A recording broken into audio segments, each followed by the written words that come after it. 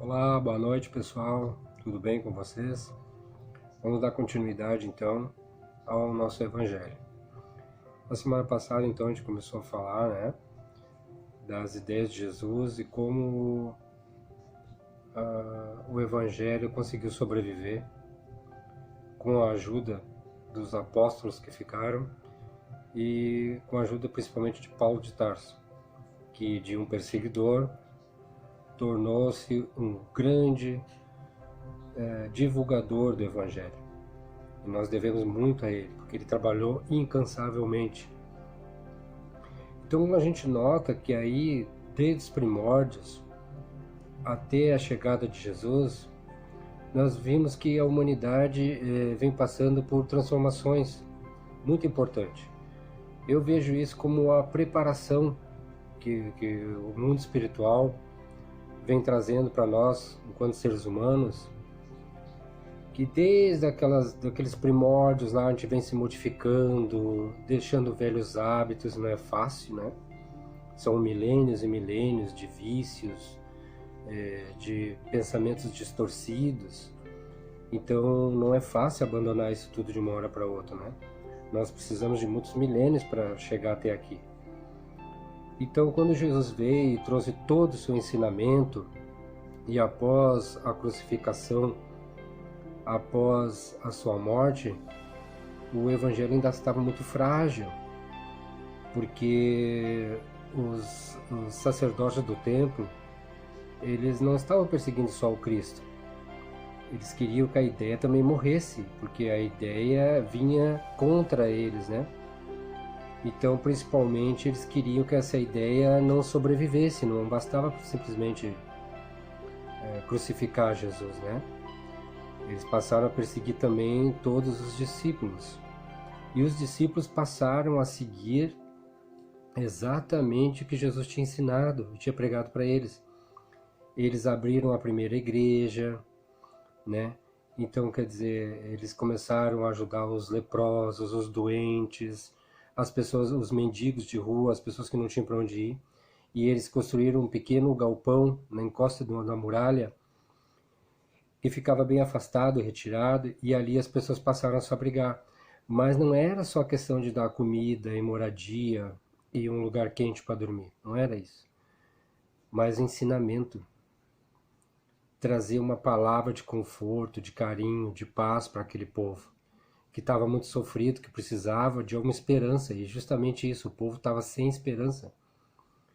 Eles não sabiam o que fazer, não sabiam como agir, o único sentimento que eles tinham era de revolta, porque era normal tudo que eles estavam sofrendo, e não compreendiam bem o que estava acontecendo. Então Jesus já vinha trazer uma esperança, dizendo que esse mundo não é um mundo de felicidade, de maravilhas, né?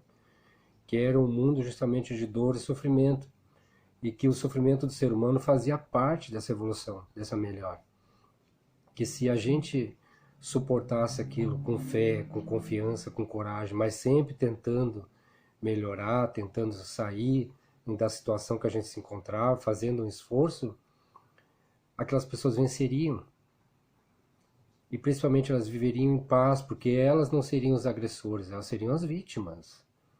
Então Jesus trouxe esse ensinamento muito forte. E os apóstolos tentaram de todas as maneiras seguir exatamente isso, ajudando aquele povo. Então sempre depois das refeições nessa igreja, as pessoas tinham uma palestra que elas ouviam ali. Então todos se chegavam ali, era um lugar confortante, era um lugar de carinho, de acolhimento. E não é isso que a gente vê às vezes nas casas espíritas, que abre uma casa espírita que trabalha com o coração aberto de verdade. Não é só um passe, não é só a solução de um problema, mas é o entendimento, é tentar compreender o que está acontecendo com cada um, na sua situação. Então aquela igrejinha ali, que tão simples. Então Paulo, de perseguidor, quando ele estava indo para Damasco, né, que ele ficou, que ele viu aquele clarão, que era Jesus, que ele ficou cego momentaneamente, dali ele passou a ser um grande ativista. E ele compreendeu logo que os fariseus tentariam matar essa ideia, essa semente que era muito frágil.